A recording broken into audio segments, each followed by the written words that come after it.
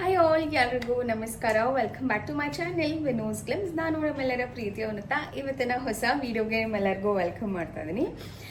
ಇವತ್ತು ಆಲ್ಮೋಸ್ಟ್ ತುಂಬಾ ಜನರ ಫೇವ್ರೆಟ್ ಆಗಿರುವಂತ ಒಂದು ರೆಸಿಪಿ ನಾನು ನಿಮ್ ಜೊತೆ ಶೇರ್ ಮಾಡ್ತಾ ಇದ್ದೀನಿ. ಇದನ್ನ ನಾನು second R third time try ಮಾಡ್ತೀನಿ. ನಾನು ಈ ಒಂದು ಬಿರಿಯಾನಿನ ತುಂಬಾ ದಿವಸ ತಿಂದೇ ಇರಲಿಲ್ಲ. ಇನ್ಫ್ಯಾಕ್ಟ್ ಈ ತರ ಇದೆ ಅಂತಾನೆ ಗೊತ್ತಿರಲಿಲ್ಲ ನನಗೆ. ರೀಸೆಂಟ್ ಆಗಿ ನಮ್ಮ ಮನೆಯವ್ರು ಕರ್ಕೊಂಡು ಹೋಗಿ ನನಗೆ ಈ ಒಂದು ಮೆಗ್ನಾಸ್ ಬಿರಿಯಾನಿನ ಟೇಸ್ಟ್ ಮಾಡಿಸಿದ್ದು. ಅವಾಗಿಂದ ನಾನಂತೂ ಫುಲ್ ಫಿದಾ ಆಗೋಗಿದ್ದೀನಿ. ಸೊ ಪ್ರತಿ ಸತಿ ಹೋಗಿ ಅಲ್ಲಿ ತಿನ್ಲಿಕ್ಕಾಗಲ್ಲ, ಕೆಲವೊಂದ್ಸತಿ ಆರ್ಡರ್ ಮಾಡ್ಕೊಂಡು ತಿಂತೀವಿ.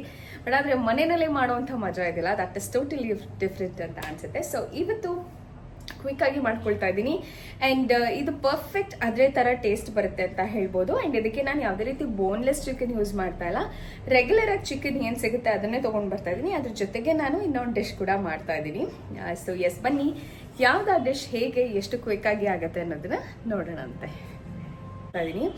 ಸೊ ಮೇಘನಾ ಸ್ಟೈಲ್ ಅನ್ನೋದೇ ಒಂದು ರೀತಿ ಡಿಫ್ರೆಂಟ್ ಆಗಿ ಮಾಡ್ತಾರೆ. ಮತ್ತೆ ಯಾವುದೇ ಬೇರೆ ರೀತಿ ಬಿರಿಯಾನಿ ಅಥವಾ ದಮ್ ಬಿರಿಯಾನಿ ಅಥವಾ ಕ್ವಿಕ್ ಬಿರಿಯಾನಿ ಅಥವಾ ದೊನ್ನೆ ಬಿರಿಯಾನಿಗಿಂತ ಈ ಮೇಘನಾ ಸ್ಟೈಲ್ ಬಿರಿಯಾನಿ ತುಂಬಾ ಜನದ ಫೇವ್ರೆಟ್ ಆಗಿದೆ ಅಂತ ಹೇಳ್ಬೋದು. ಇನ್ಫ್ಯಾಕ್ಟ್ ನಾನು ಕೂಡ ಅದನ್ನ ಟ್ರೈ ಮಾಡಾದ್ಮೇಲೆ ಅದಕ್ಕೆ ಫಿದಾ ಆಗೋದೆ ಅಂತ ಹೇಳಿದ್ರೆ ತಪ್ಪಾಗಲ್ಲ ಅನ್ಸುತ್ತೆ. ಸೊ ಎಸ್, ಬನ್ನಿ ಇವತ್ತು ಮನೆಯಲ್ಲಿ ಮೇಘನಾ ಸ್ಟೈಲ್ ಪರ್ಫೆಕ್ಟ್ ಬಿರಿಯಾನಿನ ಹೇಗೆ ಮಾಡ್ಕೋಬಹುದು ಅಂತ ನಾನು ನಿಮಗೆ ತೋರಿಸ್ತೀನಿ. ಸೊ ಇದು ಅಥೆಂಟಿಕ್ ಸ್ಟೈಲ್ ಏನಿದೆ, ಇದು ಎಷ್ಟು ಕ್ವಿಕ್ ಆಗಿ ಮಾಡ್ಬೋದು, ಬೇರೆ ಬಿರಿಯಾನಿಗಿಂತ ಎಷ್ಟು ಸಿಂಪಲ್ ಅಂಡ್ ಕ್ವಿಕ್ ಅಂತ ನಾನು ನಿಮಗೆ ತೋರಿಸ್ತೀನಿ. ಸೊ ಎಸ್, ಜಾಸ್ತಿ ಡಿಲೇ ಮಾಡ್ದಲೆ let's get started with the recipe. So ಇನ್ನು ನೀವು ಯಾರಾದರೂ ನನ್ನ ಚಾನಲ್ಗೆ ಸಬ್ಸ್ಕ್ರೈಬ್ ಆಗದಲ್ಲೇ ನೋಡ್ತಾ ಇದ್ದೀರಾ ಅಂದರೆ ಬೇಗ ಹೋಗಿ ನನ್ನ ಚಾನಲ್ಗೆ ಸಬ್ಸ್ಕ್ರೈಬ್ ಆಗಿ ಸಪೋರ್ಟ್ ಮಾಡಿ ಅಂತ ಹೇಳ್ತಾ ಇವತ್ತಿನ ವ್ಲಾಗ್ನ ಶುರು ಮಾಡೋಣ.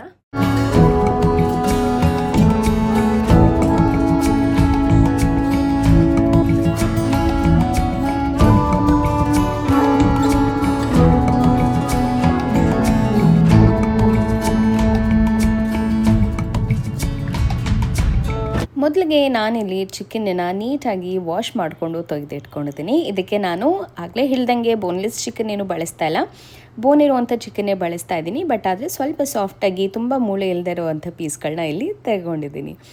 ಇನ್ನು ಇದಕ್ಕೆ ಮ್ಯಾರಿನೇಟ್ ಮಾಡಲಿಕ್ಕೆ ನಾನಿಲ್ಲಿ ಕಾರ್ನ್ಫ್ಲೋರ್, ಅದ್ರ ಜೊತೆಗೆ ಶುಂಠಿ ಬೆಳ್ಳುಳ್ಳಿ ಪೇಸ್ಟ್, ಅಚ್ಕಾರದ ಪುಡಿ, ಧನಿಯಾ ಪುಡಿ, ಅದ್ರ ಜೊತೆಗೆ ಅರಿಶಿನದ ಪುಡಿ, ಇದೆಲ್ಲನೂ ಹಾಕ್ಕೊಂಡು ನೀಟಾಗಿ ಸ್ವಲ್ಪ ಡ್ರೈ ಪೌಡರಲ್ಲಿ ಮಿಕ್ಸ್ ಮಾಡ್ಕೊಳ್ತಾ ಇದ್ದೀನಿ. ಇದೆಲ್ಲ ಚೆನ್ನಾಗಿ ಪ್ರತಿಯೊಂದು ಪೀಸಸ್ಗೂ ಚೆನ್ನಾಗಿ ಹಿಡ್ಕೋಬೇಕು. ಆ್ಯಂಡ್ ಇದು ಒಂದು ಸ್ವಲ್ಪ ಒಂದು 20 ನಿಮಿಷ ಮ್ಯಾರಿನೇಟ್ ಮಾಡಿಟ್ರು ತುಂಬ ಒಳ್ಳೆಯದು ಅಂತಲೇ ಹೇಳ್ಬೋದು.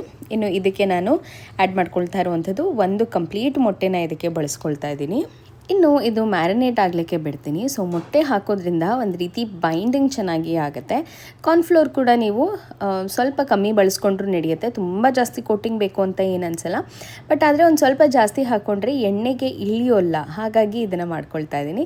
ಇನ್ನು ಇದನ್ನು ಒಂದು ಸ್ವಲ್ಪ ಹೊತ್ತು ಮ್ಯಾರಿನೇಟ್ ಮಾಡೋಕ್ಕೆ ಇಡ್ತೀನಿ. ಅದ್ರ ಜೊತೆಗೆ ಇನ್ನೊಂದು ಸ್ವಲ್ಪ ಚಿಕನ್ ಯಾವುದು ಸ್ವಲ್ಪ ಜಾಸ್ತಿ ಪೀಸಸ್ ಅಂದರೆ ಜಾಸ್ತಿ ಮೂಳೆ ಇತ್ತು ಅಂತ ಅನ್ನಿಸ್ತು, ಅದಕ್ಕೆ ನಾನು ಒಂದು ಸ್ವಲ್ಪ ಇಲ್ಲಿ ಪುದೀನ ಚಿಕನ್ ಮಾಡ್ಕೊಳ್ತಾ ಇದ್ದೀನಿ. ಪುದೀನ ಚಿಕನ್ ಕೂಡ ಬಹಳನೇ ಈಸಿಯಾಗಿ ಸುಲಭವಾಗಿ ಮಾಡ್ಕೋಬೋದು. ಈರುಳ್ಳಿ, ಶುಂಠಿ, ಬೆಳ್ಳುಳ್ಳಿ, ಹಸಿಮೆಣಸಿನ್ಕಾಯಿ ಎಲ್ಲ ಹಾಕ್ಕೊಂಡು ಒಟ್ಟಿಗೆ ಒಂದ್ಸತಿ ರುಬ್ಕೊಂಡು ಅದ್ರ ಜೊತೆಗೆ ಪುದೀನ ಒಂದು ಅರ್ಧ ಕಟ್ಟಷ್ಟು ಆ್ಯಂಡ್ ಕೊತ್ತಂಬರಿ ಒಂದು ಹಿಡಿಯಷ್ಟು ಹಾಕ್ಕೊಂಡು ನೀಟಾಗಿ ಇಲ್ಲಿ ಬೇಯಿಸ್ಕೊಂಡಿರುವಂಥ ಚಿಕನ್ಗೆ ಈ ಒಂದು ಮಸಾಲೆನ ಮಿಕ್ಸ್ ಮಾಡಿಬಿಟ್ಟು ತೆಗೆದಿಟ್ಬಿಟ್ರೆ ಆಯಿತು. ಈಸಿಯಾಗಿ ಟೇಸ್ಟಿಯಾಗಿ ಪುದೀನ ಚಿಕನ್ ಕೂಡ ರೆಡಿ ಆಗಿಬಿಡುತ್ತೆ. ಸೊ ಕೆಲವೊಂದು ಸತಿ ನಾವು ಬೋನ್ಲೆಸ್ ಚಿಕನ್ನೇ ತರಬೇಕು ಅಂತ ಅಂದ್ಕೊಳ್ತಾ ಇರ್ತೀವಿ, ಅವಾಗ ಮಾತ್ರ ಮಾಡೋಕ್ಕಾಗತ್ತೆ ಅಂತ. ಬಟ್ ಆ ರೀತಿ ಅಲ್ಲ, ಅದನ್ನು ಕೂಡ ಸಪ್ರೇಟಾಗಿ ಮಾಡಿಕೊಂಡು ಇದನ್ನು ಕೂಡ 2 ರೆಸಿಪೀಸ್ ಕೂಡ ಮಾಡ್ಬೋದು ಅಂತಲೇ ಹೇಳ್ಬೋದು. ಸೊ ಎಷ್ಟು ಕ್ವಿಕ್ಕಾಗಿ ಆಗೋಯ್ತು. ಇನ್ನು ಇದನ್ನು ಮೀಡಿಯಮ್ ಫ್ಲೇಮಲ್ಲಿ ಇಟ್ಟು ಚೆನ್ನಾಗಿ ಬೇಯಿಸ್ಬಿಟ್ರೆ ಪುದೀನ ಚಿಕನ್ ರೆಡಿ ಆಗಿಬಿಡುತ್ತೆ. ಮೇಲ್ಗಡೆ ಸ್ವಲ್ಪ ಉಪ್ಪು ಹಾಕ್ಕೊಂಡ್ಬಿಟ್ರೆ ಕ್ವಿಕ್ಕಾಗಿ ಸೆಮಿ ಗ್ರೇವಿ ಟೈಪಲ್ಲಿ ಪುದೀನ ಚಿಕನ್ ರೆಡಿ ಟು ಸರ್ವ್ ಅಂತಲೇ ಹೇಳ್ಬೋದು. ಇನ್ನು ಪುದೀನ ಮಸಾಲೆ ಎಲ್ಲ ಕಂಪ್ಲೀಟಾಗಿ ಕುದ್ದು ಎಣ್ಣೆ ಈ ರೀತಿ ಬಿಟ್ಟಾಗ ಮೇಲ್ಗಡೆ ಒಂದು ಸ್ವಲ್ಪ ಚಿಕನ್ ಮಸಾಲೆನ ಬಳಸ್ಕೊಳ್ತಾ ಇದ್ದೀನಿ. ಕಂಪ್ಲೀಟ್ ಆಯಿತು ಚಿಕನ್ ರೆಸಿಪಿ ಅಂತಲೇ ಹೇಳ್ಬೋದು. ಇನ್ನು ಇವಾಗ ಮ್ಯಾರಿನೇಟ್ ಮಾಡಿಟ್ಕೊಂಡಿದ್ದಂಥ ಮೇಘನಾಸ್ ಬಿರಿಯಾನಿಗೆ ಬೇಕಾದಂಥ ಐಟಮ್ಸ್ನ ನಾನಿಲ್ಲಿ ರೆಡಿ ಮಾಡ್ಕೊಳ್ತಾ ಇದ್ದೀನಿ.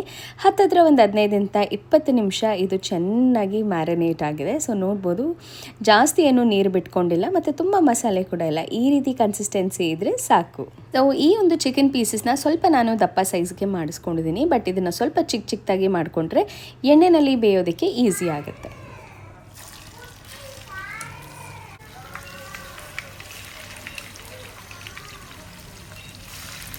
ಇನ್ನು ಈ ರೀತಿ ಮ್ಯಾರಿನೇಟ್ ಮಾಡಿಟ್ಕೊಂಡಿದ್ದಂಥ ಚಿಕನ್ ಪೀಸಸ್ನ ನಾನು ಈ ರೀತಿ ಎಣ್ಣೆಯಲ್ಲಿ ಡೀಪ್ ಫ್ರೈ ಮಾಡ್ಕೊಳ್ತಾ ಇದ್ದೀನಿ. ನಾನು ಆಗಲೇ ಹೇಳಿದಾಗೆ ಸ್ವಲ್ಪ ಚಿಕ್ಕ ಚಿಕ್ಕ ಪೀಸ್ ಮಾಡಿದ್ರೆ ತುಂಬಾ ರುಚಿಯಾಗಿ ತುಂಬ ಕ್ವಿಕ್ಕಾಗಿ ಬೇಯುತ್ತೆ. ಸ್ವಲ್ಪ ದಪ್ಪ ಪೀಸ್ ಇರೋದ್ರಿಂದ ಸ್ವಲ್ಪ ಟೈಮ್ ಹಿಡಿಯುತ್ತೆ. ಟೈಮ್ ಹಿಡಿದು ಈ ಒಂದು ಚಿಕನ್ನೆಲ್ಲ ಬೇಯಿಸ್ಕೊಳ್ಬೇಕಾಗತ್ತೆ.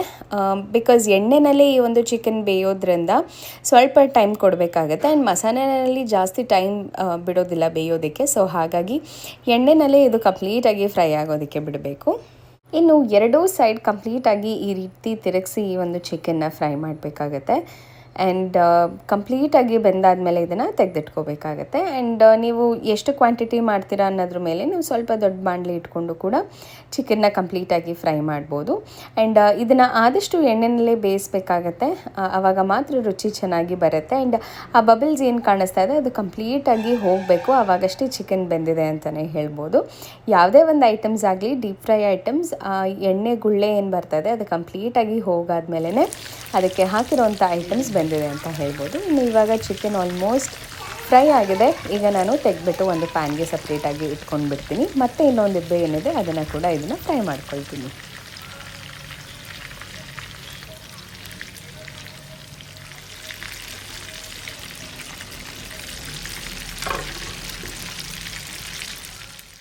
ಇವಾಗ ನೋಡ್ಬೋದು ಕಂಪ್ಲೀಟಾಗಿ ಚಿಕನ್ ಫ್ರೈ ಆಗಿರೋದನ್ನು ನಾನು ಸಪ್ರೇಟಾಗಿ ತೆಗೆದಿಟ್ಕೊಂಡಿದ್ದೀನಿ. ಒಂದು ರೀತಿ ಹಾಫ್ ಕಬಾಬ್ ಅಂತ ಹೇಳ್ಬೋದು, ಆ ರೀತಿ ರೆಡಿಯಾಗಿದೆ.